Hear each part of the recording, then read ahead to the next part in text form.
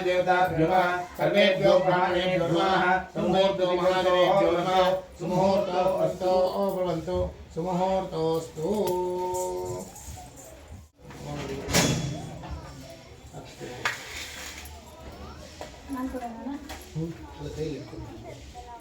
पूर्वतः संकल्पिता प्रकारेण महागणपति वर्णवास्तु पूजा सहित महागणपति नव आदित्यादि नवग्रह रमा समेत सत्यनारायण स्वामी पूजा आराधना होमाख्यम कर्म करिष्यामः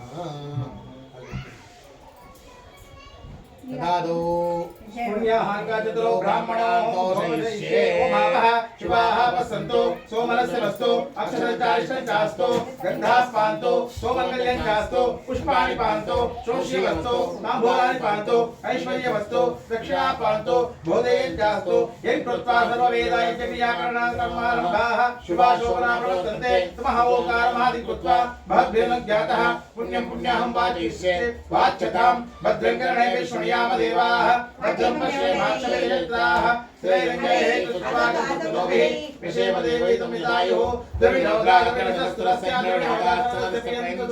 द्रविणोदावीरवती विषमिन्नो द्रविणोदाराः दीर्घमायुः सविता पश्चात्ताः सविता पुरस्ताः सविता धरात्ताः सविता धरात्ताः सवितानो सविताः सवितानो रासतां दीर्घमायुः नवो नवो भवति जायमानोन्नाः केतुषुतामेतग्रेः बालं देवेभ्यो विदाध्यायितमाः दीर्घमायुः आपवन्तु जीवसे दीर्घायुत्वाय वर्तते यत्कारुदाकीर्णामन्यमानो मत्यो मत्यजोहमीनि जातवेदो यशो अस्मासु देहि प्रजाभिरुच्ये अमृतत्वमस्याः यस्वैतकं सुखदे जातवेदो लोकमध्ये गुणवत्यहम् अश्विनिकं सुभद्रकं वीरवन्तं गोमन्तं नैन्द्रते स्वस्ति सन्त्वासिञ्चाविद्यासजामायुधञ्च विद्धुनायस्तु दक्षिणकर्षोदकेन उत्तरकर्षे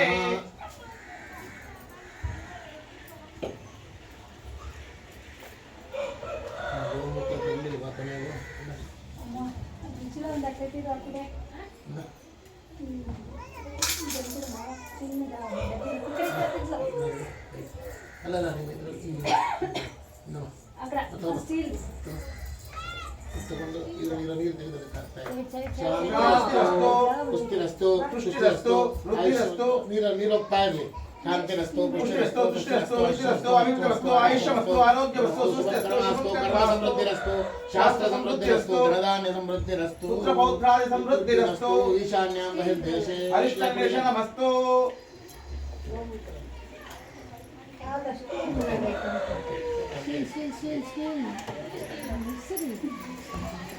तत्रेतस्तु शुक्रांगारकबुधबृहस्पतिराहुकेतु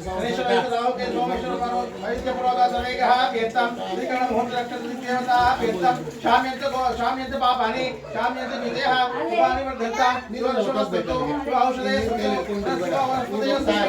रात्रेषु स्यातः उत्तरकर्मण्यविद्यवस्तु उत्तरोत्तरमहर्हाण अभिवृद्धिरस्तु उत्तरोत्तर शिवादिया सम्पदन्तां ಚಾರ್ಜಿಂಗ್ ಇರೋದು ಪಾಪ ನಿಂದ ಕಷ್ಟಕ್ಕ ನಂದ ಚಾರ್ಜಿಂಗ್ ಎಕ್ಕೆ ಇಟ್ಟು ಎಲ್ಲ ಜಾಸ್ತಿ ಚೂರು ಅಂದು ಚಾರ್ಜರ್ ಕೊಡಿ ನಿಂದೆ ಹಾಕ್ಬಿಡೋದಲ್ಲೇ ನಂದು ಪಪ್ಪದು ನಿಲ್ಲಲ್ಲ ಚಾರ್ಜಿಂಗ್ ನಿಲ್ಲಲ್ಲ शास्त्र समृद्धिरस्तु वेद समृद्धिरस्तु धनधान्यादि समृद्धिरस्तु इष्टकाम्यार्थ फल सिद्धिरस्तु ए मक्ला बर्रा बाबा ಮಾಡು ಮಕ್ಕಳು ಮನೆಯಲ್ಲಿ ಎಲ್ಲ ಅಲ್ಲೇ ಇಲ್ಲ ಹಾಕ್ಬೇಡಮ್ಮ ಇಷ್ಟು ಬಿಟ್ಬಿಟ್ಟು ಮುಕ್ಕೆಲ್ಲ ಅಲ್ಲೇ ಒಬ್ರು ಮಕ್ಕಳು ಚಿಕ್ಕಿ ಬರ್ತಾಳ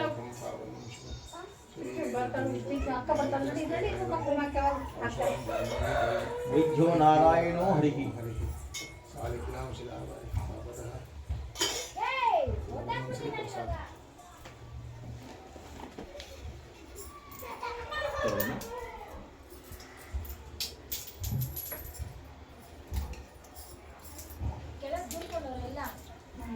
ಹಾಕು ಅಲ್ಲಿ ಇಲ್ಲಿ ಎಲ್ಲ ಆಯ್ತಾ ನಿಮ್ದು? ದೇವ್ರ ಮೇಲೆ ಹಾಕ್ತಾರಲ್ಲ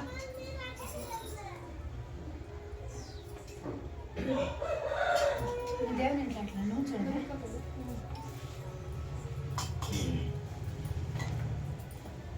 ಕ್ಯಾನ್ವಲ್ ಒಂಚೂರು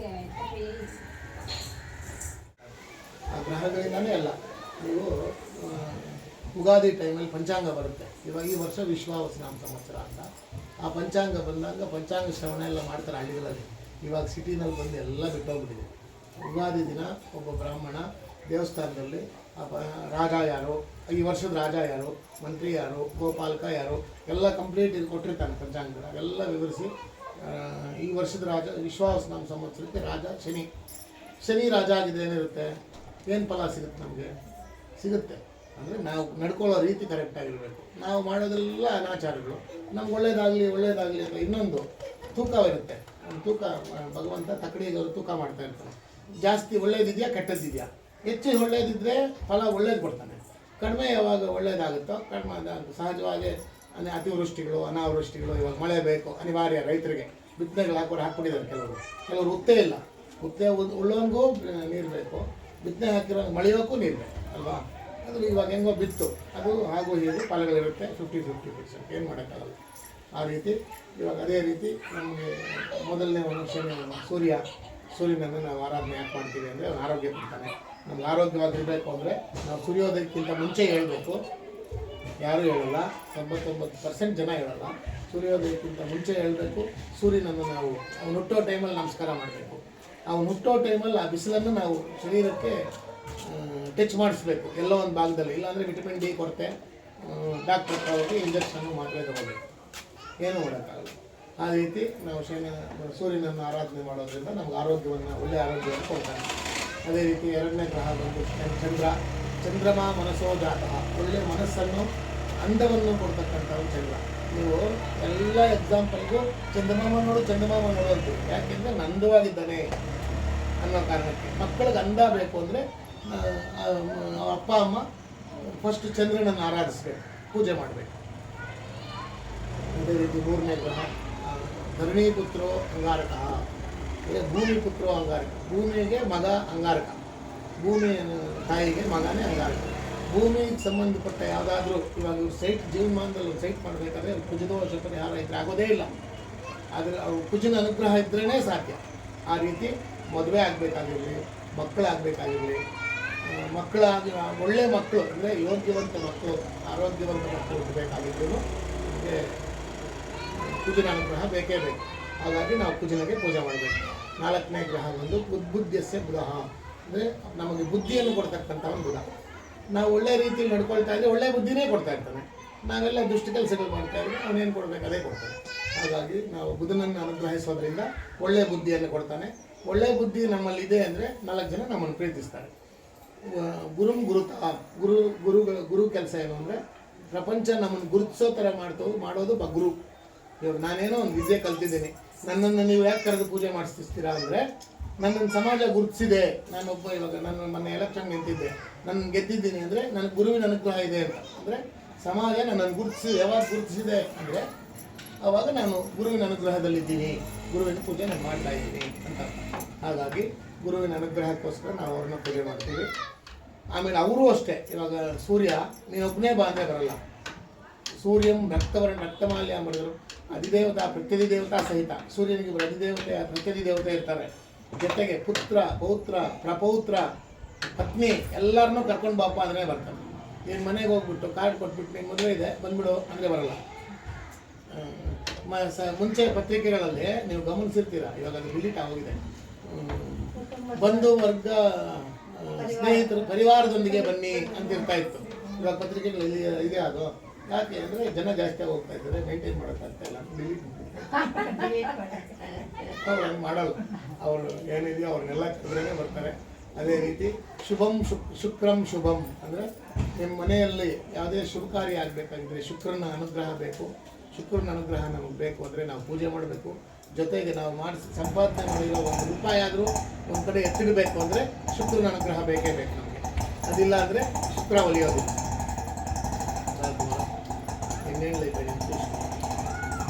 ಶುಕ್ರ ಒಲಿಯೋದಿಲ್ಲ. ಅದೇ ರೀತಿ ಶಂ ಶನಿ, ಶನೇಶ್ವರ ಕೆಲಸ ಏನಪ್ಪ ಅಂದರೆ ಶಮನ ಮಾಡತಕ್ಕಂಥದ್ದು. ನೀವು ಏನೋ ಒಳ್ಳೆಯದಾಗಲಿ ಕೆಟ್ಟದ್ದಾಗಲಿ ಅವನನ್ನು ಹೋಲಿಸ್ಕೊಂಡ್ರೆ ನಾವು ನಮಗೆ ಒಳ್ಳೆ ಇದಾಗುತ್ತೆ, ಅಂದರೆ ಫಲಾಫಲಗಳನ್ನು ಕೊಡ್ತಾನೆ. ಇದಕ್ಕೋಸ್ಕರ ಆಯ್ತಿಂದ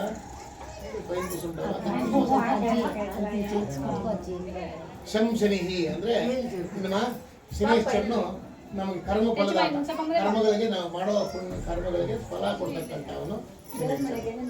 ನಾವು ಒಳ್ಳೆ ಕೆಲಸ ಮಾಡ್ತಾ ಇದ್ರೆ ತಕ್ಷಣ ಒಳ್ಳೆ ಫಲವನ್ನು, ನಾವೇನೋ ದುಷ್ಟ ಕೆಲಸ ಮಾಡಿದ್ರೆ ತಕ್ಷಣ ದುಷ್ಟ ಫಲವನ್ನು ಕೊಟ್ಬಿಡ್ತಾರೆ. ಅವನು ಯಾಕೆ ಮುಲಾಜ್ ಮಾಡಲ್ಲ, ನಮ್ಮವನು ನನ್ನವನು ಅವೆಲ್ಲ ಏನು ಗೊತ್ತಿಲ್ಲ, ಎಲ್ಲರಿಗೂ ಫಲ ಕೊಡ್ತಕ್ಕಂಥವನು ಶನೇಶ್ವರನೇ. ಅದೇ ರೀತಿ ಬಾಹುರ್ ಬಲಂ, ನಮಗೆ ರಾಜಯೋಗ ಬೇಕು ಅಂದರೆ ನಮಗೆ ತೋಳು ಬಲ ಬೇಕು. ಇವಾಗ ರಾಜ ಆಗಬೇಕಂದ್ರೆ ಬಿಲ್ಲು ಬಾಣ ಹಿಡಿಬೇಕು, ಬಿಲ್ಲು ಬಾಣ ಹಿಡಿಬೇಕಂದ್ರೆ ಇಲ್ಲಿ ಶಕ್ತಿ ಇರಬೇಕು, ಕತ್ತಿ ಎತ್ತಬೇಕಾದ್ರೂ ಇಲ್ಲಿ ಶಕ್ತಿ ಇರಬೇಕು. ಎಕ್ಸಾಂಪಲ್ ಹೇಳ್ತಾ ಇದ್ದೀನಿ ನಾನು ಅಷ್ಟೇ. ರಾಜ ಆಗಬೇಕಂದ್ರೆ ರಾಜ ಯಾರು? ನಮ್ಮನ್ನು ಒಳ್ಳೆ ರೀತಿಯಲ್ಲಿ ದೇಶ ಕಾಯ್ತಕ್ಕಂಥವ್ನು ರಾಜ. ಅಂದರೆ ಅವನ ಕೆಲಸ ಏನಂದರೆ ಎಲ್ಲರೂ ಸುಭಿಕ್ಷವಾಗಿದ್ದಾರಾ, ಎಲ್ಲರಿಗೂ ಟೈಮ್ ಊಟ ಸಿಗ್ತಾ ಇದೆಯಾ, ಯಾವುದೋ ಬಿಟ್ಟಿ ಭಾಗ್ಯಗಳು ಕೊಟ್ಬಿಟ್ಟು ಅಯೋಗ್ಯರನ್ನು ಮಾಡೋದಲ್ಲ ರಾಜನ ಕೆಲಸ. ಅನ್ಯತಾ ಭಾವಿಸ್ಬೇಡಿ, ನನಗೆ ಯಾವುದು ಪಕ್ಷಾತೀತವಾಗಿ ನಾನು ಮಾತಾಡ್ತಾ ಇದ್ದೀನಿ. ಜನರು ತುಂಬ ಜನ ಅಯೋಗ್ಯರಾಗಿ ಹೋಗ್ತಾ ಇದ್ದಾರೆ.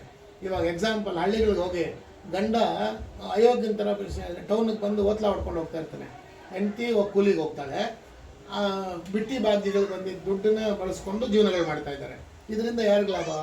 ನಾನು ಹೇಳೋದು, ಒಂದು ಕೆಲಸ ಕೊಡು, ಆ ಕೆಲಸಕ್ಕೆ ತಕ್ಕಂಗೆ ಅವನಿಗೆ ಸಂಭಾವನೆ ಕೊಡು, ಅದು ಅವನನ್ನು ಶಕ್ತಿವಂತನ ಮಾಡೋಕ್ಕೆ ಅವಕಾಶ. ಇವಾಗ ಈ ಸರ್ಕಾರ ಇತ್ತು, ಸಾಲ ತಂದು ಸಾಲ ಕೊಟ್ಟು ತಂದು ಮಾಡಿಬಿಟ್ರು. ಇವಾಗೇ ಒಂದು ಮನುಷ್ಯನ ಮೇಲೆ 1 ಲಕ್ಷ ರೂಪಾಯಿ ಸಾಲ ಇದೆ ಕರ್ನಾಟಕ ರಾಜ್ಯದಲ್ಲಿ. ನಮ್ಮ ಈ ಮಗು ಕೂಡ 1 ಲಕ್ಷ ಸಾಲ ಇದೆ. ಅಂದರೆ ನಮ್ಮ 7 ಕೋಟಿ ಜನ ಇದ್ದೀವಿ ನಾವು ಕರ್ನಾಟಕ ರಾಜ್ಯದಲ್ಲಿ, ಒಬ್ಬೊಬ್ರಿಗೂ 1 ಲಕ್ಷ ಸಾಲ ಇದೆ. ಇನ್ನು ಮುಂದಕ್ಕೆ ಬೆಳೆಯೋದೇ ಅಲ್ವಾ ಅದು? ಇನ್ನೊಬ್ಬನೇನೋ ಟಿಪಿ ಕೊಡ್ತಾ ಇದ್ದರೆ ಅದರಿಂದ ಏನೂ ಉಪಯೋಗ ಇಲ್ಲ. ನಾವು ಸಮೃದ್ಧವಾಗಿರಬೇಕು ಅಂದರೆ ನಾವು ಫಸ್ಟ್ ಕಷ್ಟಪಟ್ಟು ದುಡಿಬೇಕು. ಏನು ಮಾಡ್ತೀವೋ ಆ ಕೆಲಸ, ಅದನ್ನೇ ಕೆಲಸನ ಶ್ರದ್ಧೆಯಿಂದ ಮಾಡಿಬಿಟ್ರೆ ಭಗವಂತ ಎಲ್ಲ ನಮ್ಗೆ ಕೊಡಬೇಕು. ಅದು ಬಿಟ್ಬಿಟ್ಟು ಯಾರೋ ಫ್ರೀಯಾಗಿ ಕೊಡೋದು ನಮ್ಗೆ ಬೇಕಾಗಿಲ್ಲ, ತಗೊಳ್ಳಬಾರ್ದು. ನಾವು ಅನಿವಾರ್ಯ, ಅವ್ರದ್ದು ಪಕ್ಕದ ಮನೆ ತಗೊತಾ ಇದ್ದಾನೆ, ನಾನು ತಗೊತೀನಿ, ಈ ಥರ ಆಗಿದೆ ಅಷ್ಟೇ. ಯಾರಿಗೂ ಬೇಕಾಗಲ್ಲ. ಅದಿಲ್ಲದೆ ಇದ್ರೂ ನಾವು ಜೀವನ ಮಾಡಬಲ್ಲ ತಾನೆ. ಮುಂಚೆ ಮಾಡಿಲ್ವ ನಾವು? ಯಾರಾದರೂ ಅದಿಲ್ಲ ಅಂದ್ಬಿಟ್ಟು ನಾವೇನು ಉಪವಾಸ ಇದ್ವಾ? ಎಷ್ಟು ನಾವು ಮಕ್ಕಳಿದ್ದಾಗ ಉಪವಾಸ ಇದ್ವಿ, ಯಾಕಂದರೆ ಅದು ತುಂಬ ಊಟಕ್ಕೆ ಕಷ್ಟ ಇತ್ತು. ಯಾರ ಜೋಬಲ್ಲೂ 1 ರೂಪಾಯಿ ಇರ್ತಾ ಇರಲಿಲ್ಲ. ಯಾರ ಮನೆಗಳಲ್ಲೂ ಹೋದರೆ ಆಲೋಚನೆ ಮಾಡೋರು ಊಟ ಹಾಕೋಕ್ಕೆ, ಯಾಕಂದರೆ ನಡೆಯೋದು ಕಷ್ಟ. ಇವಾಗ ಏನು ಆ ಥರದ ಸಮಸ್ಯೆನೇ ಇಲ್ಲ, ಪ್ರತಿಯೊಬ್ಬರಿಗೂ ಊಟಕ್ಕಿದೆ. ಪ್ರತಿಯೊಬ್ಬರೂ ಯಥೇಚ್ಛವಾಗಿ ಏನೋ ಅವ್ರು ಯೋಗ್ತಾನುಸಾರ ದುಡ್ಡು ಕಾಸು ಜೋಬಲ್ಲೂ ಇಟ್ಕೊಂಡಿರ್ತಾರೆ. ಏನೋ ಓವರ್ ಆ್ಯಕ್ಟಿಂಗ್ ಮಾಡಿ, ಇವಾಗ ನನ್ನ ಯೋಗ್ತೆ ಏನೋ ಇವಾಗ ಕಾರಲ್ಲೋ ಅಥವಾ ಬೈಕಲ್ಲೋ ಬರೋದು, ನನಗೆ ಏರೋಪ್ಲೇನ್ ಬೇಕು ಅಂದಾಗ ನಾನು ಆಟೋಮೆಟಿಕ್ ಸಾಲಗಾರನ ಹಾಕ್ತೀನಿ. ಅವಾಗ ಇದು ಜಾಸ್ತಿ ಆಗುತ್ತೆ, ದುಡ್ಡಿರಲ್ಲ, ಏನು ಮಾಡೋಕ್ಕಾಗಲ್ಲ. ನಾವು ಹಾಸಿಗೆ ಇದ್ದಷ್ಟು ಕಾಲು ಚಾಚ್ಕೊಂಡು ಜೀವನ ಮಾಡಿದ್ರೆ ಎಲ್ಲರೂ ಆರಾಮಾಗಿರ್ಬೋದು. ನಾನು ಎಲ್ಲಿಗೆ ಹೋಗಿದ್ದೆ? ಬಾಹುರ್ ಬಲಮಗೂ ಹೋಗಿದ್ದೆ. ರಾಹುವು ನಮಗೆ ತೋಳಿಗೆ ಬಲವನ್ನು ಕೊಡ್ತಾನೆ. ರಾಹುವಿನ ಅನುಗ್ರಹ ಇದ್ದರೆ ನಾವು ವಿಮಾನ ಪ್ರಯಾಣ ಮಾಡ್ತೀವಿ, ರಾಹುವಿನ ಅನುಗ್ರಹ ಇದ್ದರೆ ನಾವು ರಾಜರಾಗ್ತೀವಿ ಅಂತ. ಅದೇ ರೀತಿ ಕೇತುಂ ಕುಲಸ್ಯೋನ್ನತಿಂ, ಕೊನೆಯ ಗ್ರಹ ಬಂದು ಕೇತುವಿನ ಅನುಗ್ರಹ ನಮಗಿದ್ರೆ ನಮಗೆ ಮಕ್ಕಳಾಗ್ತಾರೆ. ಅಂದರೆ ಯೋಗ್ಯವಂತ ಗಂಡು ಮಕ್ಕಳಾಗ್ತಾರೆ. ಗಂಡು ಮಗುವೇ ಕುಲಕ್ಕೆ ಉನ್ನತಿ, ಹೆಣ್ಣು ಮಗುವು ಮಗುವೇ, ಅದೇನು ಇದೇನಲ್ಲ, ಬೇರೆ ಇನ್ನೊಂದು ಮನೆ ಬೆಳಗೋಕೆ ಹೋಗುತ್ತದೆ ಅಲ್ವಾ? ಗಂಡು ಮಗು ಏನು ಮಾಡ್ತಾನೆ? ನಮ್ಮನೆ ವಂಶವನ್ನು ಬೆಳೀತಾನೆ. ಹಾಗಾಗಿ ಒಂದು ಗಂಡು ಮಗುವನ್ನು ಕೊಡೋಕ್ಕೆ ಅವಕಾಶ ಇರುತ್ತೆ ಕೇತುವಿನ ಅನುಗ್ರಹ ಇದ್ದರೆ. ಅದೇ ರೀತಿ ಮೃತ್ಯುಂಜಯನ, ಇವು 9 ಜನಕ್ಕೆ ಗ್ರಹಕ್ಕೆ ಪೂಜೆ ಮಾಡಿ ಮೃತ್ಯುಂಜಯನಿಗೆ ಮಾಡಿಲ್ಲ ಅಂದರೆ ಅವನು ಸುಮ್ಮನೆ ಇರಲ್ಲ. ಮೃತ್ಯುಂಜಯ ಯಾರು? ಶಿವ. ನಮಗೆ ಬ್ರಹ್ಮ ನಮ್ಮನ್ನು ಸೃಷ್ಟಿ ಮಾಡ್ತಾನೆ. 358 ಕೋಟಿ ಜೀವರಾಶಿಗಳನ್ನು ಸೃಷ್ಟಿ ಮಾಡ್ತಾನೆ ಬ್ರಹ್ಮ. ಆ ಜೀವರಾಶಿಗಳಿಗೆಲ್ಲ ಅವರವರ ಪದ್ಧತಿಯಂತೆ ಊಟ ಕೊಡ್ತಾನೆ ವಿಷ್ಣು. ಮಹಾನ್ ಭಾವನ ಅವನೇ ಊಟ ಕೊಡೋದು ಪ್ರತಿಯೊಬ್ಬರಿಗೂ. ಅವ್ರು ಇವಾಗ ಮನುಷ್ಯ ಏನು ತಿಂತಾನೆ? ಮನುಷ್ಯನ ಆಹಾರ ಮನುಷ್ಯನಿಗೆ ಕೊಡ್ತಾನೆ. ನಾಯಿ ಏನು ತಿನ್ನುತ್ತೆ? ಅದರ ಆಹಾರ. ಹಸು ಏನು ತಿನ್ನುತ್ತೆ? ಅದಕ್ಕೆಲ್ಲರಿಗೂ ಸಪ್ಲೈ ಆಗ್ತಾ ಇದೆಯಾ ಊಟ? ಯಾರಾದರೂ ಉಪವಾಸ ಇದ್ದಾರಾ ಊಟ ಇಲ್ಲ ಅಂತ? ಯಾರೋ ಅಯೋಗ್ಯರು ಏನಕ್ಕೂ ಕೆಲಸಕ್ಕೆ ಬರ್ದಿರೋ ಇದ್ದರೆ ಅದಕ್ಕೆ ಯಾರೂ ಹೊಣೆ ಅಲ್ಲ. ಅಥವಾ 7 ಜನ್ಮಗಳಿಂದ ಅವ್ರ ಪಾಪಗಳು ಹೊತ್ಕೊಂಬಂದು ಉಪವಾಸ ಇದ್ದರೆ ಏನೂ ಮಾಡೋದಿಲ್ಲ. ಅದು ಬಿಟ್ಟರೆ ಎಲ್ಲರಿಗೂ ಯಥೇಚ್ಛವಾಗಿ ಊಟ ಕೊಡ್ತಕ್ಕಂಥವನು ವಿಷ್ಣು. ಅದೇ ರೀತಿ ಶಿವ ಏನು ಮಾಡ್ತಾನೆ? ತ್ರಿಮೂರ್ತಿಗಳವರು, ಬ್ರಹ್ಮ ವಿಷ್ಣು ಮಹೇಶ್ವರು. ಒಬ್ಬನು ಸೃಷ್ಟಿ ಮಾಡ್ತಾನೆ, ಒಬ್ಬನು ಇರೋ ತನಕ ಅವ್ರಿಗೆ ಊಟ ಕೊಡ್ತಾನೆ, ಇನ್ನೊಬ್ಬನು ಲಯ ಮಾಡ್ತಾನೆ. ಅಂದರೆ ಲಯ ಅಂದರೆ ಸಾಯಿಸ್ತಾನೆ. ಅವನ ಡ್ಯೂಟಿ ಅದೇ. ಶಿವನ ಡ್ಯೂಟಿ ನಮ್ಮ ನಮ್ಮ ಕಾಲ ಮುಗಿದ ತಕ್ಷಣ ಇವಾಗ ಬ್ರಹ್ಮ ಸೃಷ್ಟಿನಲ್ಲೇ ಪಿಂಡ ತಯಾರು ಮಾಡಿ ತಾಯಿಯು ಗರ್ಭಕ್ಕೆ ಹಾಕ್ತಾನಲ್ಲ, ಆವಾಗಲೇ ಅವ್ನಿಗೆ ಇಷ್ಟೇ ಊಟ, ಇಷ್ಟೇ ನಿದ್ದೆ, ಯಾವ್ದು ಎಕ್ಸಸ್ ಆದ್ರೂ ನಾವು ಸಾಯೋಕ್ಕೆ ಮುಂಚೆ ಅದನ್ನು ಅನುಭವಿಸ್ಬೇಕು. ಇವಾಗ ಹೆಚ್ಚಿಗೆ ನಿದ್ದೆ ಮಾಡೋರು ಅವರು ಸಾಯೋ ಕಾಲದಲ್ಲಿ ಒಂದು ವಾರ 10 ದಿನ 15 ದಿನ ನಿದ್ದೆನೇ ಬರಲ್ಲ ಅವರು. ಇವ್ರು ನಾವು ಕಣ್ಣಲ್ಲಿ ನೋಡ್ತಾ ಇರೋದು. ಇದು ಹೆಚ್ಚಿಗೆ ಊಟ ಮಾಡಿಬಿಟ್ಟಿರ್ತಾರೆ, ಏನೋ ಅತಿಯಾಗಿ ತಿಂದ್ಬಿಟ್ಟಿರ್ತಾರೆ, ಅವ್ರು ಊಟನೇ ಸೇರಲ್ಲ. ಕೆಲವರು ಊಟವೇ ಮಾಡಿರಲ್ಲ, ಉಳಿಸಿ ಉಳಿಸಿ ಉಳಿಸಿ ಉಳಿಸಿ ಎತ್ತಿರ್ತಾ ಇರ್ತಾರೆ. ಅವ್ರು ಕೊನೆಗಾಲದಲ್ಲಿ ಆ ಕೋಟ ಎಲ್ಲ ಮುಗಿಸ್ಬಿಟ್ಟೇ ಹೋಗ್ಬೇಕು. ಅವರು ಅದನ್ನು ಮುಗಿಸ್ಬಿಟ್ಟು ಹೋಗೋಕ್ಕಾಗಲ್ಲ. ಯಾಕಂದರೆ ಸೃಷ್ಟಿನಲ್ಲೇ ಭಗವಂತ ಕೊಡ್ತಕ್ಕಂಥದ್ದು. ನಾವು ಶಿವನನ್ನು ಏನು ಬೇಡಬೇಕು ಅಂದರೆ ಅಕಾಲ ಮೃತ್ಯುವನ್ನು ಕೊಡಬೇಡ. ಕಾಲ ಮೃತ್ಯು, ಘೋರ ಮೃತ್ಯು, ಅಘೋರ ಮೃತ್ಯು. ಇವಾಗ ಅಕಾಲ ಮೃತ್ಯು ಅಂದರೆ ಹೋಗ್ತಾ ಇದ್ದೀವಿ, ಯಾರೋ ತಂದು ಗುದ್ಬಿಟ್ಟು ನಾವು ಸತ್ತೋಗ್ಬಾರ್ದು, ಅಥವಾ ಹಾವು ಇವಾಗ ಕಚ್ಚಿ ನಾವು ಸಾಯಬಾರ್ದು. ಇದು ಅಕಾಲ ಮೃತ್ಯು. ಭಗವಂತ ಸೃಷ್ಟಿನಲ್ಲೇ ನಮಗೆ ಪ್ರತಿಯೊಂದು ಏಜ್ ಕೂಡ ಫಿಕ್ಸ್ ಆಗೋಗಿ ಬಂದಿರ್ತೀವಿ, ನಮ್ಗೆ ಗೊತ್ತಿರೋಲ್ಲ ಅದು. ನಾವೇನು ಮಹಾಮೇಧಾವಿಗಳು ನಾವು ಅಂದ್ಕೊಳ್ತೀವಿ, ಆದರೆ ಎಲ್ಲ ಅವನು ಆಡಿಸೋ ಬೊಂಬೆಗಳು ನಾವು. ಅವನೇನು ಆಟ ಆಡಿಸ್ತಾ ಇರ್ತಾನೆ ಅದನ್ನು ಆಡ್ತಾ ಇರ್ತೀವಿ. ನಾವೇನು ಮಾಡಬೇಕಂದ್ರೆ ಭಗವಂತ ಅಕಾಲ ಮೃತ್ಯು ಕೊಡಬೇಡ, ಮೃತ್ಯು ಕೊಡಬೇಡ ಅಂತ ಕೇಳೋಕೆ ನಾವು ಏನೂ ಅಲ್ಲ. ಹುಟ್ಟಿದ ಮನುಷ್ಯ ಸಾಯಲೇಬೇಕು, ಇವತ್ತಲ್ಲ ನಾಳೆ. ಒಬ್ಬರು ಇವಾಗ ಏನಾಗ್ಬಿಟ್ಟಿದೆ ಅಂದರೆ ಹಾಸನ ಆ ಕಡೆ ಹೋದರೆ ಪಾಪ 20 ವರ್ಷ 9 ವರ್ಷದ ಮಗು ಹಾರ್ಟ್ ಅಟ್ಯಾಕ್. 9 ವರ್ಷದ ಮಗುಗೆ ಹಾರ್ಟ್ ಅಟ್ಯಾಕ್. 25 ವರ್ಷದಿಂದ 40 ವರ್ಷದವರೆಗೆ ಒಳಗಿನವರು ಒಂದು 100 ಜನ ಹಾರ್ಟ್ ಅಟ್ಯಾಕ್. ಇವಾಗ ಜಯದೇವ ಹಾಸ್ಪಿಟ್ಲಿಗೆ ಹೋದರೆ ಹಾಸ್ಪಿಟ್ಲ್ ತುಂಬ ಜನಗಳೇ ಚೆಕಪ್ಗಳಿಗೆ ಹೋಗೋರು ಸಿಕ್ಕಾಪಟ್ಟೆ. ಯಾಕೆ ಅಂದರೆ ಏನು ನಾವು ತಿನ್ನೋ ಆಹಾರಗಳಲ್ಲಿ ಮುಂಚೆ ತಿಪ್ಪೆ ಗೊಬ್ಬರ ಹಾಕ್ತಾಯಿದ್ರು, ಎರೆಹುಳಿ ಹಾಕ್ತಾಯಿದ್ರು ಊಟಕ್ಕೆ, ಅಡಿಗೆ ಏನೋ ಒಂದು ಬೆಳೆಯೋಕ್ಕೆ. ಅದರಲ್ಲಿ ರಾಗಿಗೆ, ಹುರುಳಿಗೆ, ಇಂಥದಕ್ಕೆ, ಸಾಮೆಗೆ, ಸಜ್ಜೆಗೆ ಏನು ಗೊಬ್ಬರನೂ ಹಾಕ್ತಾ ಇರಲಿಲ್ಲ ಅಲ್ವಾ. ಅವು ಆರೋಗ್ಯವಂತ ಸಿರಿಧಾನ್ಯ. ಆವಾಗ ಅದನ್ನು ನಾವು ಬಡಧಾನ್ಯ ಅಂತ ತಿಂತಾ ಇರಲಿಲ್ಲ ಅಲ್ವಾ. ಇವಾಗ ಅದನ್ನು ಸಿರಿಧಾನ್ಯ ಅಂತ ಇಷ್ಟು ವರ್ಷ ಬೇಕಾಯ್ತು ಅದನ್ನು ಗುರುತಿಸೋಕೆ. ಇವಾಗ ಗುರುತಿಸಿದ್ದಾರೆ, ಅದಕ್ಕೆ ಕೂಡ ಯೂರಿಯಾ ಹಾಕಿ ಬೆಳೀತಾ ಇದ್ದಾರೆ. ಅದನ್ನು ಜಾಸ್ತಿ ಬೆಳಿಬೇಕು, ಹಾಗಾಗಿ ಅದಕ್ಕೂ ಯೂರಿಯಾ ಹಾಕಿ ಬೆಳೀತಾ ಇದ್ದಾರೆ. ಅದು ಸಿರಿಧಾನ್ಯ ಅಲ್ಲ, ಸಿರಿಧಾನ್ಯ. ರಾಗಿಗೂ ಹಾಕ್ತಾ ಇದ್ದಾರೆ. ಮುಂಚೆ ಆಗ್ತಾ ಇದ್ರೆ ನಮ್ಮ ರಾಗಿಗೆ, ಹುರುಳಿಗೆ ಆಗ್ತಾ ಇದೆ. ಗಾದೆ ಮಾತೆ ಇತ್ತು, ಹುರುಳಿ ಹೊಲಕ್ಕೆ ಏನಕ್ಕೆ ಗೊಬ್ಬರ ಅಲ್ವಾ. ಇದೇನಾಗ್ಬಿಟ್ಟಿದೆ ಅಂದರೆ ಅತಿಯಾದ ಗೊಬ್ಬರ ತಿನ್ನೋ ಪರಿಸ್ಥಿತಿ, ಗೊಬ್ಬರ ಅಲ್ಲ ಯೂರಿಯಾ, ಪೆಸ್ಟಿಸೈಡ್ ತಿನ್ನೋ ಪರಿಸ್ಥಿತಿ ನಮ್ಗೆ ಬಂದಿದೆ. ಹಾಗಾಗಿ ಪ್ರತಿಯೊಬ್ಬರಿಗೂ ಶುಗರು, BP ಇವೆಲ್ಲ ಕಾಮನ್ ಆಗಿ ಬಂದ್ಬಿಡುತ್ತೆ. ಯಾರೋ ನಿಮ್ಮಂಥವ್ರು ಹಳೆ ಊಟ ಮಾಡಿರೋರು ಸ್ವಲ್ಪ ಇರ್ಬೋದು ಸ್ಟ್ರಾಂಗ್ ಆಗಿ ಅಷ್ಟೇ. ಇವಾಗ ಲೇಟೆಸ್ಟ್ ಊಟ ಮಾಡ್ತಾ ಇದ್ದೀವಲ್ಲ ನಾವು, ಇದೆಲ್ಲ ಗೊಬ್ಬರಗಳೇ, ಅದೇನು ಯೂರಿಯಾಗಳೇ. ಏನೂ ಮಾಡೋಕ್ಕಾಗಲ್ಲ. ನಾವು ಆ ಕಾಯಿಲೆಗಳೆಲ್ಲ ಹೊತ್ಕೊಂಡು ಬರಲೇಬೇಕಾಗುತ್ತೆ. ನಾವು ಮೃತ್ಯುಂಜಯನನ್ನು ಭಗವಂತ ಅನಾಯಾಸವಾದ ಮರಣವನ್ನು ಕೊಡು ಅಂದರೆ ದೇವ್ರ ಪೂಜೆ ಮಾಡ್ತೀವಿ, ನಿತ್ಯ ದೇವ್ರ ಪೂಜೆ ಮನೆಯಲ್ಲಿ ನಾವು. ವಿನಾದೈನ್ಯೇನ ಜೀವನ ಅನಾಯಾಸೇನ ಮರಣ ಅಂದರೆ ಬೇಡದೇ ಇರೋವಂಥ, ಭಿಕ್ಷೆ ಬೇಡದೇ ಇರುವಂಥ ಜೀವನಕ್ಕೆ ನಮ್ಮ ಕಷ್ಟ ನಾವು ಪಟ್ಕೊಂಡು ನಾವು ದುಡಿದು ತಿನ್ನಬೇಕು. ಯಾರೋ ಭಿಕ್ಷೆ ಬಿಟ್ಟು ನಾವು ತಿಂದರೆ ಭಿಕ್ಷೆ ನನಗೆ ಆಗುತ್ತೆ. ಅದೇ ಅನಾಯಾಸವಾದ ಮರಣ ಕೊಡು ಅಂದರೆ ನೋವು ಇಲ್ಲದೆ ಇರುವಂಥ ಸಾವು ಕೊಡು ಅಂದರೆ ರಾತ್ರಿ ಮಲಗಿದಾಗ ಬೆಳಗ್ಗೆ ಹೇಳುವಾಗ ನಮ್ಮ ಜೀವ ಇರಬಾರ್ದು, ಆ ಥರದ್ದು ಸಾವು ಕೊಡು ಅಂತ ಬೇಡಬೇಕು ಅಷ್ಟೇ ಭಗವಂತ ಹತ್ರ. ಇನ್ನೇನು ಕೇಳಿದ್ರು ಅವ್ನು ಕೊಡೋಲ್ಲ. ಯಾಕೆ ಕೊಡೋಲ್ಲ ಅಂದರೆ ನಮಗೇನು ಕೊಡಬೇಕು ಅಂತ ಅವ್ನು ಆಲ್ರೆಡಿ ನಿಶ್ಚಯ ಮಾಡಿರ್ತಾನೆ. ನಾವು ಸುಮ್ಮನೆ ಫಾರ್ಮಾಲಿಟೀಸ್ಗೆ ನನಗೆ ಗಂಡು ಮಗು ಕೊಡು, ನನಗೆ ಇನ್ನೊಂದು ಕೊಡು, ಮತ್ತೊಂದು ಕೊಡು, ನನಗೆ ಬಂಗ್ಲೆ ಕೊಡು, ಕಾರ್ ಕೊಡು, ಏನು ಕೊಡಲ್ಲ. ಅವ್ನು ಯಾವ್ದು ಕೊಡಬೇಕು ಅಂತ ಅವ್ನು ಆಲ್ರೆಡಿ ನಿಶ್ಚಯ ಆಗಿರ್ತಾನೆ. ಅದನ್ನು ನಾವು ಪಡ್ಕೋಬೇಕು ಅಂದರೆ ಕೂಡ ನಾವು ಅದು ಭಕ್ತಿಯಿಂದ ಅವನನ್ನು ಧ್ಯಾನಿಸ್ಬೇಕು. ಇದೇನಾಗುತ್ತೆ, ನಾವು ಇತ್ತೀಚಿನ ದಿನಗಳಲ್ಲಿ ಒಂದು 20 ವರ್ಷದಿಂದ ಈಚೆಗೆ ಎಲ್ಲಿ ನೋಡಿದ್ರು ದೇವಸ್ಥಾನ ಕಟ್ಟೋದು, ಹೊಸ ದೇವಸ್ಥಾನ ಕಟ್ಟೋದು, ಅರ್ಚಕರನ್ನು ಕೂಡ ಇಡಲ್ಲ, ಅಲ್ಲಿ ದೇವ್ರ ಪೂಜೆ ಕೂಡ ಮಾಡಲ್ಲ. ಎಷ್ಟು ದೇವಸ್ಥಾನಗಳು ತೋರಿಸ್ತೀನಿ ನಾನು, ಬನ್ನಿ. ಹೊಸ ಕೋಟಿಗಳು ಖರ್ಚು ಮಾಡಿ ದೇವಸ್ಥಾನಗಳು ಕಟ್ಟಿರೋವು, ಪೂಜೆಗೆ ಅರ್ಚಕರನ್ನ ಇಟ್ಟಿಲ್ಲ, ಅಥವಾ ಅಟ್ಲೀಸ್ಟ್ ಅವರೇ ಹೋಗಿ ಒಂದು ಕಡ್ಡಿ ಕರ್ಪೂರ ಮಾಡ್ಕೊಂಡು ಬರೋಲ್ಲ. ಎಷ್ಟು ದೇವಸ್ಥಾನಗಳು ತೋರಿಸ್ತೀನಿ ಬನ್ನಿ ನಾನು. ದೇವಸ್ಥಾನ ಕಟ್ಟಬೇಕು ಅಂತ ಯಾರಿಗಾದ್ರೂ ಮನಸ್ಸಲ್ಲಿದ್ದರೆ ಪುನರುದ್ಧಾರ ಅಂದರೆ ಇವಾಗ ಹಳೆಯ ದೇವಸ್ಥಾನಗಳು ನಿಂತೋಗಿರುತ್ತೆ, ಅವುಗಳನ್ನು ಕಟ್ಟಿ ಮತ್ತೆ ಅಲ್ಲಿ ಒಂದು ಸ್ಥಾನಫಲ ಕೊಡಬೇಕೇ ಹೊರತು ಹೊಸ ದೇವಸ್ಥಾನ ಕಟ್ಟಿ ಅಲ್ಲಿ ಪೂಜೆ ಮಾಡದೇ ಇದ್ರೆ ವೇಸ್ಟು. ಏನೋ ಮಾಡೋಕ್ಕೆ ಇವಾಗ ನಾವು ಬೆಳಗಡೆಯಲ್ಲಿ ತೆಗೆದುಬಿಟ್ರಲ್ಲ ಅದು ಶಿವನ ದೇವಸ್ಥಾನ, ನಿನ್ನೆ ಕಲ್ಲು ಇಡಿಸ್ಬಿಟ್ಟು ಹೋಗಿ ಅಂದರೆ ಪಾಯ ಸ್ಟಾರ್ಟ್ ಮಾಡಿದ್ರು. ಇವು ಬಂದು ಸೈಜ್ ಕಲ್ಲುಗಳು ಬಂದಿವೆ, ಹಳೆ ದೇವಸ್ಥಾನ ತೆಗೆದಿದ್ರು ಅಲ್ಲ, ಸೈಡ್ ದೊಡ್ಡ ಇರ್ತಾರೆ, ಅದು ಕಲ್ಲು ಇಡಿಸ್ಬಿಟ್ಟು ಬಂದೇನೆ. ಆ ಥರ ಹಳೆ ದೇವಸ್ಥಾನ ಕಟ್ಟೋದು ಕರೆಕ್ಟು. ಅಥವಾ ಹೊಸ ದೇವಸ್ಥಾನ ಕಟ್ಟಿ ಪೂಜೆ ಮಾಡಲಿಲ್ಲ ಅಂದರೆ ಆ ಪಾಪ ಎಲ್ಲ ನಾವು ಹೊತ್ಕೊಂಡು ಹೋಗ್ತೀವಿ. ಯಾರು ಮುಂದಕ್ಕೆ ಹೋಗಿ ಇನ್ನೊಂದು ಇವಾಗ ದೇವಸ್ಥಾನ ಕಟ್ಟೋದು ತುಂಬ ಜನ ಅದೊಂದು ಶೋಕಿ ಮಾಡ್ಕೊಂಡಿದ್ದಾರೆ. ಅದ್ರಲ್ಲಿ ತಿನ್ಬೋದಲ್ವಾ, ನಿನ್ನೆ ಆಸಿಡ್ ದುಡ್ಡು ತಿನ್ಬೋದಲ್ವಾ ಅದರಲ್ಲಿ ಅನ್ನೋ ಉದ್ದೇಶಕ್ಕೆ ದೇವಸ್ಥಾನಗಳು ಕಟ್ಟಕ್ಕೆ ಹೋಗ್ತಾ ಇದ್ದಾರೆ. ಅದೆಲ್ಲ ನಾವು ಹೊತ್ಕೊಂಡೇ ಹೋಗ್ತೀವಿ. ಯಾವುದು ನಮಗೆ ತಪ್ಪಿಸೋದೇ ಇಲ್ಲ. ನಾವು ತಪ್ಪಿಸ್ಕೊಳ್ಳೋಕೆ ಹೋಗೋದಕ್ಕೆ ಆಗಲ್ಲ. ನಮ್ಗೆ ಏನೇನು 7 ಜನ್ಮದಿಂದ ಹೊತ್ಕೊಂಡು ಬಂದಿರ್ತೀವೋ ಅದೆಲ್ಲ ಕಂಪ್ಲೀಟ್. ನಾನು ಇಷ್ಟೊಳ್ಳೆವನಪ್ಪ, ನಂಗೆ ಯಾಕೆ ಈ ಥರ ಆಗ್ತಾ ಇದೆ ನಾನು ಅನ್ಕೊತೀನಿ. ನಾನು ಯಾರಿಗೂ ಕೆಡಿಕೆ ಮಾಡಲ್ವೇ, ಯಾಕೆ ನನಗೆ ಈ ಥರ ಆಗ್ತಾ ಇದೆ? ಇವಾಗ ಮಾಡಲ್ಲ, ನಾನು ಯಾವಾಗೋ ಮಾಡಿರೋದು ಒಪ್ಕೊಂಡು ಬಂದಿರ್ತೀನಿ. ಅದನ್ನು ನಾನು ಪರಿಹರಿಸ್ಕೊಳ್ಳೇಬೇಕು. ಇಲ್ಲಾಂದರೆ ಮುಂದಿನ ಜನ್ಮಕ್ಕೆ ಎತ್ಕೊಂಡು ಹೋಗ್ಬೇಕು. ನಾವು ದೇವರ ಹತ್ರ ಏನು ಮೋಕ್ಷ ಸಾಮ್ರಾಜ್ಯ ಕೊಡು ಅಂದರೆ ಇನ್ನೊಂದು ಜನ್ಮ ಕೊಡಬೇಡಪ್ಪ ಅನ್ಬೇಕು. ಯಾಕೆ ಅಂದರೆ ಇನ್ನೊಂದು ಜನ್ಮ ಕೊಟ್ಟರೆ ಮತ್ತೆ ನಮಗಿದೆ ಹೆಣವೇ. ಇವಾಗ ಮನುಷ್ಯ ಜನ್ಮ ಒಂದೇ ಸರಿ ಬರುತ್ತೆ. 358 ಕೋಟಿ ಜೀವರಾಶಿಗಳಿದೆ. ಅದರಲ್ಲಿ ಹೇಳಲ್ಲಿರೋ ಹುಳುನೂ ಒಂದು ಜೀವರಾಶಿ, ಹಸುನೂ ಒಂದು ಜೀವರಾಶಿ, ಮನುಷ್ಯನೂ ಒಂದು ಜೀವರಾಶಿ ಅಲ್ವಾ? ಮನುಷ್ಯನಿಗೆ ಎಲ್ಲ ಥರ ಬುದ್ಧಿ ಕೊಟ್ಟಿದ್ದಾನೆ ಭಗವಂತ. ನಾವೇನು ಮಾಡ್ತೀವಿ? ಎಲ್ಲ ಬುದ್ಧಿ ಇದೆ ಬಿಡು ಅಂದ್ಬಿಟ್ಟು ಎಲ್ಲ ದುಷ್ಟಕ್ರಿಯೆಗಳು ಮಾಡ್ತೀವಿ ಅಷ್ಟೇ. ಅದಾಗದೇ ಇರಲಿ ಅಂತ ಮೃತ್ಯುಂಜಯನನ್ನು ನಾವು ಒಳ್ಳೆ ಸಾವು ಕೊಡಪ್ಪ ಅಂತ ಬೇಡಬೇಕು. ಆ ರೀತಿ ಇವಾಗ ಹೇಳ್ಕೊಳ್ಳಿ. ಕೆಂಪು ಕಲರ್ ಹೂವು ತಗೊಳ್ರಮ್ಮ ಎರಡೇ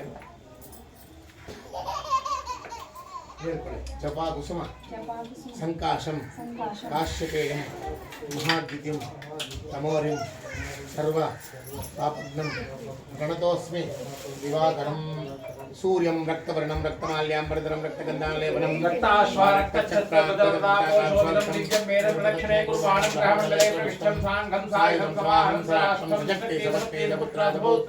ಕೇಳಿಸ್ಕೊಳ್ಳಿ. ಸಶಕ್ತಿ ಸಪುತ್ರ ಸಪೌತ್ರ ಸಪರಿವಾರ ಸಮೇತ ಎಲ್ಲರೂ ಬನ್ರಿ ಅಂತ ನಾವು ಕರೀತೀವಿ. ಆಯ್ತಾ? ದೇವತಾ ಪ್ರತಿದೇವತಾ ಸಹಿತಂ ಸೂರ್ಯ ಸರ್ವಗ್ರಹಣ ಮಧ್ಯೆ ವರ್ತುಲೇ ಗೋಧೂಮ ಧಾನ್ಯಸ್ಯೋಪರಿ ಭಗವಂತ. ನಿನ್ನನ್ನು ನಾವು ಸೂರ್ಯ ಭಗವಂತ ನಿನಗೆ ಎಲ್ಲ ಗ್ರಹಗಳ ಮಧ್ಯದಲ್ಲಿ ಒಂದು ಸ್ಥಾನವನ್ನು ಕೊಟ್ಟಿದ್ದೀವಿ. ಗೋಧೂಮ ಧಾನ್ಯದಲ್ಲಿ ಅಂದರೆ ನಾವು ಗೋಧಿ ಅಥವಾ ಗೋಧಿ ರವೆನಲ್ಲಿ ಸೂರ್ಯನ ಪೂಜೆ ಮಾಡ್ತೀವಿ. ಕೆಂಪು ವಸ್ತ್ರ ಇಟ್ಟಿದ್ದೀವಿ, ಕೆಂಪು ಬಣ್ಣ ಹೂವು ಇಡ್ತೀವಿ. ನಿಮ್ಗೆ ಇಷ್ಟೆಲ್ಲ ಕೊಡ್ತಾ ಇದ್ದೀವಪ್ಪ ಬಾ ಅಂತ ಕರೆದ್ರೆ ಅವ್ನು ಬರ್ತಾನೆ. ಇಲ್ಲಾಂದ್ರೆ ಬಂದ್ಬಿಡಯ ಅಂದ್ರೆ ಬರಲ್ಲ.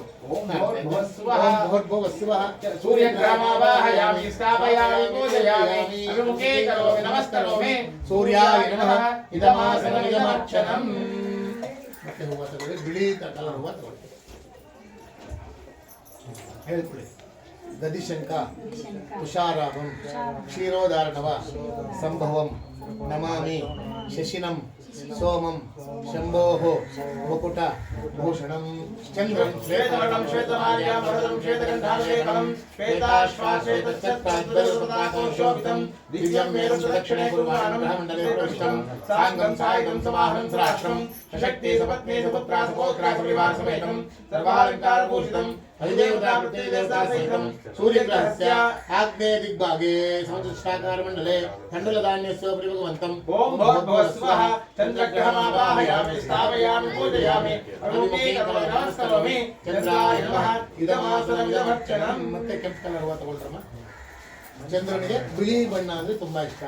ಬಿಳಿ ವಸ್ತ್ರ, ಬಿಳಿ ಬಣ್ಣದ ಹೂವು, ಎಲ್ಲ ಬಿಳಿ ಅಕ್ಕಿ, ಈ ಥರ ಚಂದ್ರನನ್ನು ನಾವು ಪೂಜೆ ಮಾಡ್ತೀವಿ ಅಂತ ಹೇಳ್ಕೊಳ್ಳಿ. ಧರಣಿ ಗರ್ಭ ಸಂಭೂತಂ ವಿದ್ಯುತ್ ಕಾಂತಿ ಸಮಪ್ರಭಂ ಕುಮಾರಂ ಶಕ್ತಿ ಹಸ್ತಂಚ ಮಂಗಳಂ ಪ್ರಣಮಾಮ್ಯಹಂ ಅಂಗಾರಕಂ ರಕ್ತಮಾಲ್ಯಾಂ ರಕ್ತಗಂಧಾಲೇಪನಂ ದಿವ್ಯಂ ಮೇರು ಪ್ರದಕ್ಷಿಣೇ ಕುರ್ವಾಣಂ ಬ್ರಹ್ಮಮಂಡಲೇ ಪ್ರವಿಷ್ಟಂ ಸಾಂಗಂ ಸಾಯಿಗಂ ಸಮಾಹಂ ಸರಾಶ್ರಂ ಸಶಕ್ತಿ ಸಪತ್ನಿ ಸಪುತ್ರ ಸಪೌತ್ರ ಸಪರಿವಾರ ಸಮೇತಂ ಸರ್ವಾಲಂಕಾರಭೂಷಿತಂ ಅಧಿದೇವತಾ ಪ್ರತಿದೇವತಾ ಸಹಿತಂ ಸೂರ್ಯಗ್ರಹಸ್ಯ ದಕ್ಷಿಣ ದಿಗ್ಭಾಗೆ ಆಡಕಧಾನ್ಯಸ್ಯೋಪರಿ ಭಗವಂತಂ ಓಂ ಭೋರ್ಭುವಸ್ವಃ ಅಂಗಾರಕಗ್ರಹಮಾವಾಹಯಾಮಿ ಸ್ಥಾಪಯಾಮಿ ಪೂಜಯಾಮಿ. ಅಂಗಾರಕನನ್ನು ನಾವು ತೊಗರಿ ಬೇಳೆ ಅಥವಾ ತೊಗರಿ ಕಾಳು ರೂಪದಲ್ಲಿ ಪೂಜೆ ಮಾಡ್ತೀವಿ. ಮತ್ತೆ ತಗೊಳ್ಳಿ. ನಮಸ್ಕರೋಮಿ ಅಂಗಾರಕಾಯ ನಮಃ ಇದಮಾಸನಮಿದಮರ್ಚನಂ. ಪೀತವರ್ಣ ನಾವು ಬುಧನನ್ನ ಪೀತವರ್ಣ ಅಂದರೆ ಹೊಗೆ ಬಣ್ಣದ ಹೂವಿನಲ್ಲಿ ಪೂಜೆ ಮಾಡ್ತೀವಿ. ಹೊಗೆ ಬಣ್ಣದ ವಸ್ತ್ರವನ್ನು ಹಾಕ್ತೀವಿ. ಅವನನ್ನು ಕರ್ಕೊಂಬಂದು ಈಶಾನ್ಯ ಅಂದರೆ ನವಗ್ರಹ ಮಂಡಲದ ಈಶಾನ್ಯ ಭಾಗದಲ್ಲಿ ಕೂರಿಸ್ತೀವಿ. ಆಯ್ತಾ? ಹೇಳ್ಕೊಳ್ಳಿ. ಪ್ರಿಯಂಗೋ ಕಲಿಕಾಶ್ಯಾಮಂ ರೂಪೇಣ ಪ್ರತಿಮಂ ಬುಧಂ ಸೌಮ್ಯಂ ಸೌಮ್ಯ ಗುಣೋಪೇತಂ ತಂಬುದಂ ಪ್ರಣಮಾಮ್ಯಹಂ बुधं पीतवर्णं पीतमाल्यां भरतरं पीतगन्धालेपनं पीताश्वापीतच्छत्रद्वदृताकोशोभितं दिव्यं मेरुं प्रदक्षिणे कुर्वाणं धर्ममण्डले प्रविष्टं साङ्गं सायुधं समाहनं सराष्ट्रं सशक्ति सपत्नी सपुत्रा सपौत्रा सपरिवारसमेतं सर्वालङ्कारभूषितं अधिदेवता प्रत्ययदेवता सहिताय सूर्यग्रहस्य ईशान्यदिग्भागे मुद्गदान्यस्य भगवन्तम् ओम भूर्भुवस्वः बुधग्रहमावाहयामि स्थापयामि पूजयामि अभिमुखे करोमि नमस्करोमि बुधाय नमः ಇದಮಾಸನಮಿದಮರ್ಚನಂ. ಅದೇ ರೀತಿ ಗುರುವಿಗೆ ಎಲ್ಲೋ ಅಂದರೆ ಕನಕವರ್ಣ ಅಂತೀವಿ, ಅಂದರೆ ಬಂಗಾರ. ಕನಕ ಅಂದರೆ ಬಂಗಾರ. ಬಂಗಾರ ಯಾವ ಕಲರ್ ಇರುತ್ತೆ? ಎಲ್ಲೋ ಕಲರ್ ಇರುತ್ತೆ. ಆ ಬಂಗಾರದ ಬಣ್ಣ ಅಂದರೆ ಗುರುಗಳಿಗೆ ತುಂಬ ಇಷ್ಟವಾಗಿರೋ ಬಣ್ಣ. ಬಂಗಾರದ ವಸ್ತ್ರ, ಬಂಗಾರದ ಹೂವಿನಿಂದ ಪೂಜೆ ಮಾಡ್ತೀವಿ ಅಂತ ಹೇಳ್ಕೊಳ್ಳಿ. ದೇವಾನಾಂಚ ಋಷೀನಾಂಚ ಗುರುಂ ಕಾಂಚನ ಸನ್ನಿಭಂ ಬುದ್ಧಿಭೂತಂ ತ್ರಿಲೋಕೇಶಂ ತಂ ನಮಾಮಿ ಬೃಹಸ್ಪತಿಂ ಕನಕವರ್ಣಂ ಕನಕಮಾಲ್ಯಾಂ ವರದಂ ಕನಕಧಾಮೇಘ್ನಂ ಕನಕಾಶ್ವಾ ಕನಕಛತ್ರದ್ವದೃತಾಕೋಶೋಭಿತಂ ದಿವ್ಯಂ ಮೇರುಂ ಪ್ರದಕ್ಷಿಣೆ ಕುರ್ವಾಣಂ ಗ್ರಹಮಂಡಲೆ ಪ್ರವಿಷ್ಟಂ ಸಾಂಗಂ ಸಾಯುಧಂ ಸವಾಹನಂ ಸರಾಷ್ಟ್ರಂ ಸುಶಕ್ತಿ ಸಪತ್ನಿ ಸಪುತ್ರಾ ಸಪೌತ್ರಾ ಸಪರಿವಾರಸಮೇತಂ ಸರ್ವಾಲಂಕಾರಭೂಷಿತಂ ಅಧಿದೇವತಾ ಪ್ರತ್ಯಯದೇವತಾ ಸಹಿತಂ ಸೂರ್ಯಗ್ರಹಸ್ಯ ಉತ್ತರ ದಿಗ್ಭಾಗೆ ಸಮಚತುಷ್ಟಾಕಾರ ಮಂಡಲೆ ಕ್ಷಣಕಧಾನ್ಯಸ್ಯ ಭಗವಂತಂ. ಓಂ ಭೂರ್ಭುವಸ್ಸುವಃ ಬೃಹಸ್ಪತಿಗ್ರಹಮಾವಾಹಯಾಮಿ ಸ್ಥಾಪಯಾಮಿ ಪೂಜಯಾಮಿ ಅಭಿಮುಖೇ ಕರೋಮಿ ನಮಸ್ಕರೋಮಿ ಬೃಹಸ್ಪತಯೇ ನಮಃ ಇದಮಾಸನಮಿದಮರ್ಚನಂ. ಮತ್ತೆ ಬೆಳ್ಳಗಿರೋ ಹೂವು ತಗೊಳ್ಳಿ. ಅದೇ ರೀತಿ ಶುಕ್ರನಿಗೆ ಬಿಳುಪು ಅಂದರೆ ತುಂಬ ಇಷ್ಟ. ಬಿಳಿ ವಸ್ತ್ರ, ಬಿಳಿ ಹೂವಿನಿಂದ ಪೂಜೆ ಮಾಡ್ತೀವಿ. ಹೇಳ್ಕೊಳ್ಳಿ. ಹಿಮಕುಂದ ಋಣಾಲಾಭಂ ದೈತ್ಯಾನಾಂ ಪರಮಂ ಗುರುಂ ಸರ್ವಶಾಸ್ತ್ರ ಪ್ರವಕ್ತಾರಂ ಭಾರ್ಗವಂ ಪ್ರಣಮಾಮ್ಯಹಂ. ಶುಕ್ರಂ ಶ್ವೇತವರ್ಣಂ ಶ್ವೇತಮಾಲ್ಯಾಂ ಭರತರಂ ಶ್ವೇತಗಂಧಾಂ ಲೇಪನಂ ಶ್ವೇತಾಶ್ವಾ ಶ್ವೇತಛತ್ರದ್ವದೃತಾಕೋಶೋಭಿತಂ ದಿವ್ಯಂ ಮೇರುಂ ಪ್ರದಕ್ಷಿಣೆ ಕುರ್ವಾಣಂ ಧರ್ಮಮಂಡಲೆ ಪ್ರವಿಷ್ಟಂ ಸಾಂಗಂ ಸಾಯುಧಂ ಸವಾಹನಂ ಸರಾಷ್ಟ್ರಂ ಸಶಕ್ತಿ ಸಪತ್ನಿ ಸಪುತ್ರಾ ಸಪೌತ್ರಾ ಸಪರಿವಾರಸಮೇತಂ ಸರ್ವಾಲಂಕಾರಭೂಷಿತಂ ಅಧಿದೇವತಾ ಪ್ರತ್ಯಯದೇವತಾ ಸಹಿತಂ ಸೂರ್ಯಗ್ರಹಸ್ಯ ಪ್ರಾಗ್ದಿಗ್ಭಾಗೆ ಪಂಚಕೋಣಾಕಾರ ಮಂಡಲೆ ಬರ್ಬರಧಾನ್ಯಸ್ಯ ಭಗವಂತಂ. ಓಂ ಭೂರ್ಭುವಸ್ಸುವಃ ಶುಕ್ರಗ್ರಹಮಾವಾಹಯಾಮಿ ಸ್ಥಾಪಯಾಮಿ ಪೂಜಯಾಮಿ ಅಭಿಮುಖೇ ಕರೋಮಿ ನಮಸ್ಕರೋಮಿ ಶುಕ್ರಾಯ ನಮಃ ಇದಮಾಸನಮಿದಮರ್ಚನಂ. ನೀಲಿ ಬಣ್ಣದ ಹೂವು ತಗೊಳ್ಳಿ. ಶನೇಶ್ವರನಿಗೆ ನೀಲಿ ಅಥವಾ ಕಪ್ಪು ಅಂದರೆ ತುಂಬ ಇಷ್ಟ. ಕಪ್ಪು ಬಣ್ಣದ ಹೂವು ಬಟ್ಟೆ ಹಾಕ್ತೀವಿ ಅಥವಾ ನೀಲಿ ಬಣ್ಣದ ಬಟ್ಟೆ ಹಾಕ್ತೀವಿ. ಕಪ್ಪು ಬಣ್ಣದ ಹೂವು ಇರೋದಿಲ್ಲ, ಹಾಗಾಗಿ ನೀಲಿ ಬಣ್ಣದ ಹೂವನ್ನು ಪೂಜೆ ಮಾಡ್ತೀವಿ. ಹೇಳ್ಕೊಳ್ಳಿ. ನೀಲಾಂಜನ ಸಮಾಭಾಸಂ ರವಿಪುತ್ರಂ ಯಮಾಗ್ರಜಂ ಛಾಯಾ ಮಾರ್ತಾಂಡ ಸಂಭೂತಂ ತಂ ನಮಾಮಿ ಶನೇಶ್ವರಂ. ನೀಲವರ್ಣಂ ನೀಲಮಾಲ್ಯಾಂ ಭರತರಂ ನೀಲಗಂಧಾಲೇಪನಂ ನೀಲಾಶ್ವಾನಿಯಚ್ಛತ್ರದ್ವದೃತಾಕೋಶೋಭಿತಂ ದಿವ್ಯಂ ಮೇರುಂ ಪ್ರದಕ್ಷಿಣೆ ಕುರ್ವಾಣಂ ಗ್ರಹಮಂಡಲೆ ಪ್ರವಿಷ್ಟಂ ಸಾಂಗಂ ಸಾಯುಧಂ ಸವಾಹನಂ ಸರಾಷ್ಟ್ರಂ ಸಶಕ್ತಿ ಸಪತ್ನಿ ಸಪುತ್ರಾ ಸಪೌತ್ರಾ ಸಪರಿವಾರಸಮೇತಂ ಸರ್ವಾಲಂಕಾರಭೂಷಿತಂ ಅಧಿದೇವತಾ ಪ್ರತ್ಯಯದೇವತಾ ಸಹಿತಂ ಸೂರ್ಯಗ್ರಹಸ್ಯ ಪಶ್ಚಿಮ ದಿಗ್ಭಾಗೆ ಧನುರಾಕಾರ ಮಂಡಲೆ ತಿಲಧಾನ್ಯಸ್ಯ ಭಗವಂತಂ. ಓಂ ಭೂರ್ಭುವಸ್ಸುವಃ ಶನೇಶ್ವರಗ್ರಹಮಾವಾಹಯಾಮಿ ಸ್ಥಾಪಯಾಮಿ ಪೂಜಯಾಮಿ ಅಭಿಮುಖೇ ಕರೋಮಿ ನಮಸ್ಕರೋಮಿ ಶನೇಶ್ವರಾಯ ನಮಃ ಇದಮಾಸನಮಿದಮರ್ಚನಂ. ಮತ್ತೆ ಹೂವು ತಗೊಳ್ಳಿ. ಧೂಮ್ರವರ್ಣ ಇದು ಹಾಗೆ ಬಣ್ಣ. ಹೇಳ್ಕೊಳ್ಳಿ. ಅರ್ಧಕಾಯಂ ಮಹಾವೀರ್ಯಂ ಚಂದ್ರಾದಿತ್ಯ ವಿಮರ್ದನಂ ಸಿಂಹಿಕ ಗರ್ಭಸಂಭೂತಂ ಸಂರಾಹುಂ ನಮಾಮ್ಯಹಂ. ಓಂ ಚಿತ್ರವರ್ಣಂ ಚಿತ್ರಮಾಲ್ಯಾಂ ಧೂಮ್ರವರ್ಣಂ ಧೂಮ್ರಮಾಲ್ಯಾಂ ಭರತರಂ ಧೂಮ್ರಗಂಧಾಲೇಪನಂ ಧೂಮ್ರಾಶ್ವಾ ಧೂಮ್ರಛತ್ರದ್ವದೃತಾಕೋಶೋಭಿತಂ ದಿವ್ಯಂ ಮೇರುಂ ಅಪ್ರದಕ್ಷಿಣೆ ಕುರ್ವಾಣಂ ಗ್ರಹಮಂಡಲೆ ಪ್ರವಿಷ್ಟಂ ಸಾಂಗಂ ಸಾಯುಧಂ ಸವಾಹನಂ ಸರಾಷ್ಟ್ರಂ ಸಶಕ್ತಿ ಸಪತ್ನಿ ಸಪುತ್ರಾ ಸಪೌತ್ರಾ ಸಪರಿವಾರಸಮೇತಂ ಸರ್ವಾಲಂಕಾರಭೂಷಿತಂ ಅಧಿದೇವತಾ ಪ್ರತ್ಯಯದೇವತಾ ಸಹಿತಾಯ ಸೂರ್ಯಗ್ರಹಸ್ಯ ನೈಋತ್ಯ ದಿಗ್ಭಾಗೆ ಮಾಸಧಾನ್ಯಸ್ಯ ಭಗವಂತಂ. ಓಂ ಭೂರ್ಭುವಸ್ಸುವಃ ರಾಹುಗ್ರಹಮಾವಾಹಯಾಮಿ ಸ್ಥಾಪಯಾಮಿ ಪೂಜಯಾಮಿ ಅಭಿಮುಖೇ ಕರೋಮಿ ನಮಸ್ಕರೋಮಿ ಸೂರ್ಯಾಯ ರಾಹುವೇ ನಮಃ ಇದಮಾಸನಮಿದಮರ್ಚನಂ. ಎಲ್ಲ ಬಣ್ಣಗಳನ್ನು ಒಂದೊಂದು ಮಿಕ್ಸ್ತವೆ. ಚಿತ್ರವರ್ಣ ಹೇಳ್ಕೊಳ್ಳಿ. ಕಲಾಶ ಪುಷ್ಪ ಸಂಕಾಶಂ ತಾರಕ ಗೃಹಮಸ್ತಕಂ ರೌದ್ರಂ ರೌದ್ರಾತ್ಮಕಂ ಘೋರಂ ಧೂಮಕೇತುಂ ಪ್ರಣಮಾಮ್ಯಹಂ. ओम केतुं चित्रवर्णं चित्रमाल्यां भरतं चित्रगन्धारलेखनं चित्राश्वा चित्रच्छत्रध्वजदृताकौशोभितं दिव्यं मेरुम् अप्रदक्षिणे कुर्वाणं ग्रामण्डले प्रविष्टं साङ्गं सायुधं समाहं सराष्ट्रं सशक्ते सपत्ते सपुत्रा सपौत्रा परिवारसमेतं सर्वालङ्कारभूषितम् अधिदेवता प्रतिदेवता सहितं सूर्यग्रहस्य वायुव्यदिग्भागे कुलितदान्य सोपरिभवन्तं भूर्भुवस्सुवः एतद्ग्रहमावाहयामि स्थापयामि पूजयामि अभिमुखे करोमि नमस्करोमि एतवे नमः इदमासनमिदमर्चनम् मृत्युंजयाय रुद्राय नीलकंठाय शंभवे अमृतेशाय सर्वाय महादेवाय नमो नमः ओम त्र्यम्बके जहामहे सुगन्धिं पुष्टिवर्धनम् उर्वारुकमिव मृत्योर्मुक्षेमामृतात् अपमृत्युम् अपक्षितम् अमेतस्वतञ्जिः अजानो अध्यावः प्रायस्पोषकं सहस्रम् ये ते सहस्रवैशं पाशा मृत्योर्मृत्यायन्तवे तान् नित्यत्समाया सर्वार्जामहे मृत्यवे स्वाहा मृत्यवे स्वाहा अस्मिन् गुणे अस्मिन् लवणे महामृत्युञ्जयमावाहयामि स्थापयामि पूजयामि मृत्युञ्जयाय नमः इदमासनमिदमर्चनम्